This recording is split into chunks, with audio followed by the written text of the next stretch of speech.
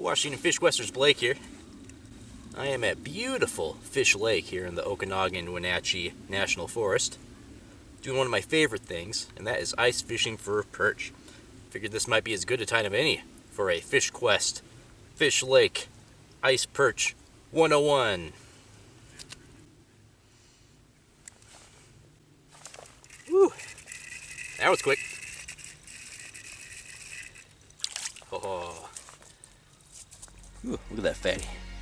I tell you, friends, I'm a jack of all trades, a master of also jack, a different kind of jack. I fish for a lot of stuff. In some years I don't get shadding, or maybe I don't even get squidding, and I just think, well, next year, it's not too big of a deal. I've been ice fishing for 14 seasons, and I gotta tell you, the one time I missed it, it stuck with me all year. I love ice fishing. I used to ice fish when I lived in Eastern Washington, and as a West Sider, I absolutely have to carve out a trip or two a year. Often, probably more often than not, I come here to historic Fish Lake. This video is basically for anyone who hasn't ice fished, or maybe had an ice fishing experience but it wasn't great. Basically someone just trying to get into ice fishing. So I'm going to tell you why I think Fish Lake, and especially the perch fishery on it, is just a great entryway to ice fishing. And this will also kind of serve as my ice fishing 101 for the Washington Fish Quest channel. Alright, I should probably do this in a systematic way. So I'm going to go over these following 6 chapters here about ice fishing. Some of them are more general than others, and some of them are Fish Lake specific. So, why Fish Lake, you may ask? Well, for one, the distance. So, odds are, just population-wise, most of the people watching this video are going to be from the west side. So if you're on I-5, it is anywhere from basically 2 hours to 3.5 hours to Fish Lake. Most other options east of the mountain for ice fishing are going to be more like 4.5 to 6.5 hours. So it is very close relatively. It is also a beautiful lake. It is just wonderful up here. I've probably fished a dozen lakes for ice fishing, and often I'm at them and I just like, man, I should have went to fish, because I just love it up here. It's beautiful. It's a big lake. It's just shy of 500 acres, and so that's another reason I don't feel like I'm spot burning. On the weekends already, it's kind of a tailgate atmosphere. I am filming this on a Monday, and there's maybe, 10 groups of people out here with me, and over a 500-acre lake that is spread out. I'm pretty much out here. It feels very lonely in a good way. But if you come on the weekend, there's a lot of people, so I don't think, it's like a big secret thing, and a lot of those people are out-of-towners. The another thing is the location. So if you're a type of family that likes to stay in Leavenworth, it's very close to Leavenworth. I like to stay in Plain. Enough people, I think, don't stay in Plain, but the town of Plain is a wonderful little town. It's basically got 4 main things. It's got a general store, a hardware store, a restaurant, and a church. But yeah, you gotta check out Plain. It's a great town. And then the biggest reason I think you gotta come to Fish Lake is for both perch and trout. Is a very high quality fishery. I think especially with the perch, the limit on them up here is 25 to kind of maintain that high quality fishery. But as far as perch in Washington State go, they are very nice sized perch usually. They're usually abundant. I cannot remember coming to Fish Lake and being skunked. So I think it's just a really great fishery, and it's sort of the gateway drug, at least it was for me, into ice fishing. So the first safety thing is just knowing the ice is safe. So a really nice thing about Fish Lake is it does have this webcam that you can look up. It's just off of someone's front porch, I think. But once you see ice form over the lake, usually it takes about a week of temperatures that don't exceed freezing, kind of like 32, 33 at the highest, and nights in the teens for it to, be safe enough to fish on. And then Tyler Hicks, who you will hear me bring up a few times in this video, who in my opinion is really, it's not even just my opinion, he's really put Washington ice fishing on the map and just made a ton of great resources. He has made a map that both he fills out and he crowdsources that has the different ice thicknesses for the different lakes. So you can check out that map. I'll put a link in this video if Tyler doesn't mind, at the bottom, in the description. But on top of that, when you actually get to the lake, it's still your duty to make sure that ice is safe.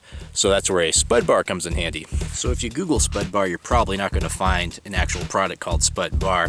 It's really any kind of heavy metal that has a point on it. This is a 16-pound San Angelo bar. I actually wish it wasn't quite so heavy, but basically to get mine, I just went to the hardware store and I said, give me a big, sharp, thin piece of metal. So here I will show you, you just kind of strike the ice. The ice should be at least 4 inches thick, especially if it's this kind of white ice. If it was black or clear ice, you could probably get away with more like 3 inches. But so you just pound this into the ground. No water that wasn't just from the slush on the top came up. And I know that this is about 5 inches right here where it starts to taper at the top. So the ice is good. Whoop, where are they? I got these ice picks here. Definitely something to invest in. These are Bill brand. So the way these work is when you apply pressure, a little spike comes out here. So if you fell through the ice, you would use these to drag yourself up. Most people keep them wrapped just over their shoulders, not like wrapped like this, but you know, just kind of hanging over their shoulders. I do an ice crawl, but it is pouring down rain, so I don't want to get down in the slush. All right, in my opinion, right along with safety goes keeping warm. So this is a weird day to shoot this because it's actually not that cold. It's about 38 degrees and raining. So you can see keeping warm today means having a rain jacket. That's really helping. I mean, keeping dry is huge. I got gloves, which I almost always have on, but again, it's not that cold right now. But you know, and dressed in layers, nothing that your mom wouldn't tell you. You know, I got my big yellow coat sitting over there, but I took it off because it's you know, it'd be too hot. For my shoes, I just like to wear like a high top boot, like my finest kind of muddy hiking boot. This is a Keen's brand shoe. Yeah, I got 2 pairs of socks on, and I also like, as a little morale boost, a nice dry pair of socks waiting for me when I get back to the truck. Another thing to do to keep warm is just to stay active, and I'll get into that when I talk about technique. But I move around a lot. I auger a lot of holes. You know, so I'm either augering a new hole or I'm catching a fish, and both those things will keep you warm. Additionally, I usually have 2 thermoses. This one's full of coffee, and this one has a nice chicken soup. And then this is kind of just something I really like, but I have a Mr. Heater. So if you have a Mr. Heater of any kind, whether it's big or little, I recommend bringing it out. You know, it's something good to have in case your feet either get wet or your fingers get cold, because either of those things can kind of mean game over for your day. All right, let's talk about ice fishing specific equipment. There's really 2 things outside of the safety gear, and that is an auger and an ice scoop. So with the auger, you can see this is a manual auger. It's what you drill your holes with. This is a 6-inch auger. I highly recommend a 6-inch. I, like a lot of folks when they get into ice fishing, went with an 8-inch because it costs the same amount as a 6-inch.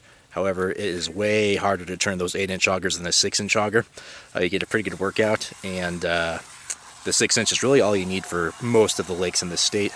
There's maybe you know, 2 or 3 lakes where you could pull out a big lake trout or a big burbot. But outside of that, it's really a perch and trout game here in Washington State. You know, walleyes, I guess, in some areas, but primarily 6 inches is going to do what you need. And if you did need to make your hole bigger, or if your auger got damaged somehow, like a blade falls off or something, I always bring a little backup hatchet. There are brown trout in the lake. You know, I've never gotten into one, but if I did and I really wanted to get through that hole and it was a monster, you know, you could always kind of like maybe rope it off and make the hole bigger. Also, when ice is like a foot thick, a lot of time I will just take a hatchet to it opposed to the auger, because it just you know, chips away the ice so much better. When it's a little thinner and chauncey like this, then I would definitely go with the auger to not you know, fracture the ice. Then after you auger your hole, you're going to need to scoop out the ice. This is a Bill, I guess, this ice scoop. Nice thing about it is you know, it's got these holes for the ice to go through, because it's just like slush you're pulling out of the hole. You can't get the lure down if you don't get that slush out of the way. Then you can see how deep the ice is you're fishing on. So that's a very helpful, nifty little tool there. So now let's talk about ice fishing rods. So they're, you know, they're nice to have. You don't have to have them. You can ice fish with a regular rod. But the benefits of them is you want to be closer to the hole, both to fight the fish, and you can feel the action of your lure a lot better. And also you'll tire out quicker if you're jigging all day with a full rod versus this, you know, takes the weight down a lot.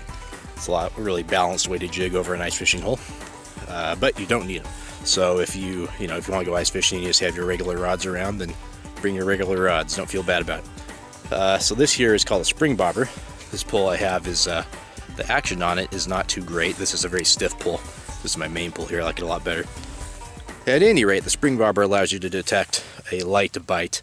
A lot of times with ice fishing, since the fish's metabolism is so slowed down due to the, you know, just decreased temperature of the water, the bites can be so light you can't see them with the naked eye. So a spring bobber helps you to see them with the naked eye. Oh, and then I guess just another thing is I just put all my stuff in a sled. There is actual kind of like ice fishing sled caddy things you can get that are pretty fancy. But I just put my stuff in a sled. I like to sit on a bucket. I put a kind of boat flotation cushion there as a butt pad. It's just the older I've gotten, I like that butt pad there. So next let's talk about location on the lake, both getting to it and where to fish. So most people enter the lake from the Cove Resort parking lot.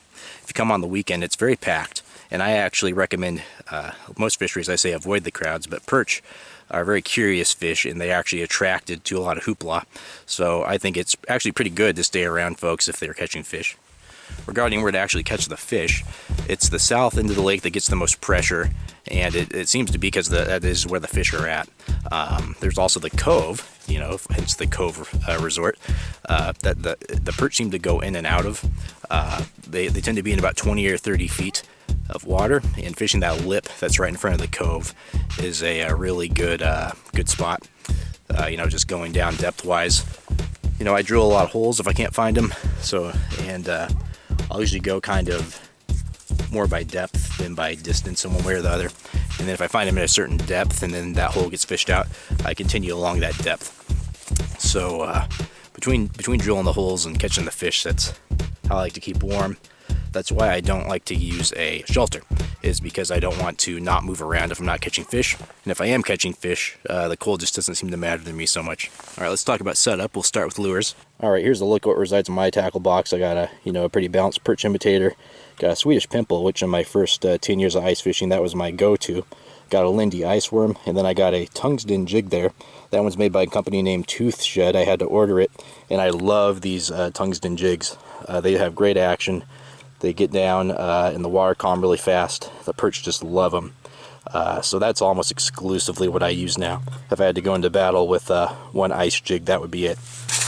Regarding my bait, I'll stop by my local pet store. So usually there's an area for lizard food, and it has all kinds of grubs, from small to large, I ask for whatever the smallest thing they have is. Sometimes it's worth to ask if they have something in the back. Usually it's going to be waxworms is your best bet. I say that because they're both kind of on the smaller side, and they also have kind of a knife soft texture. Like mealworms are often a little smaller, but they're kind of hard. Be sure to look through them, because a lot of the time there's a bunch of dead ones. This one actually looks pretty good.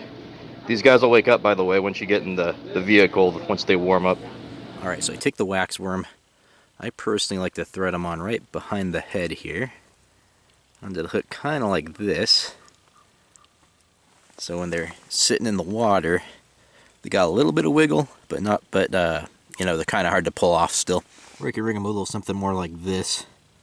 Gives them a little more wriggle, but you still get the benefit of the hardness of the neck here.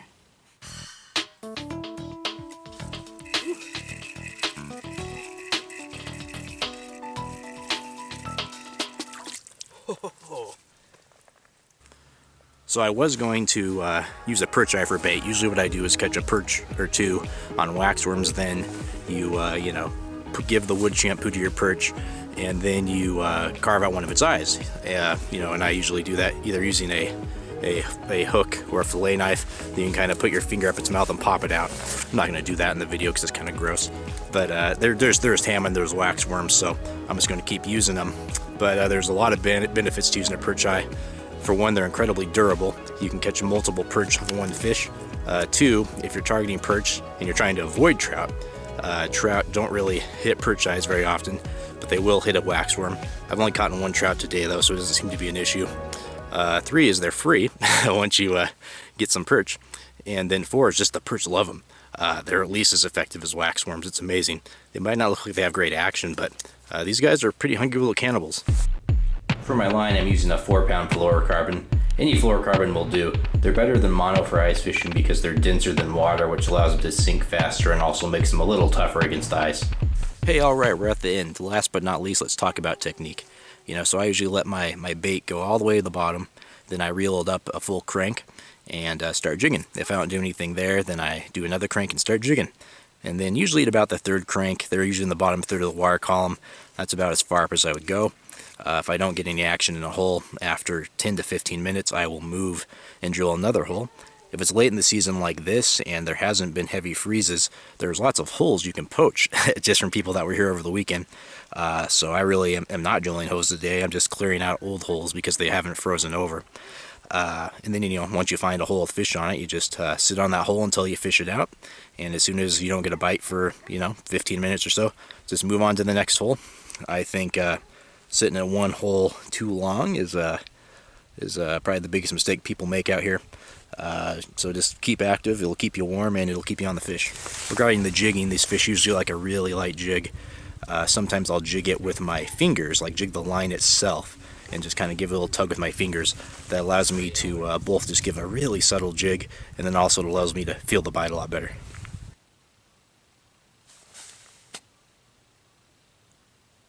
I'm getting a nibble. There we go.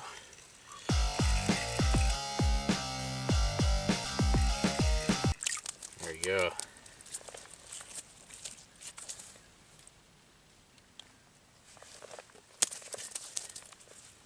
See, really light bite, so I was just using the finger on the line technique.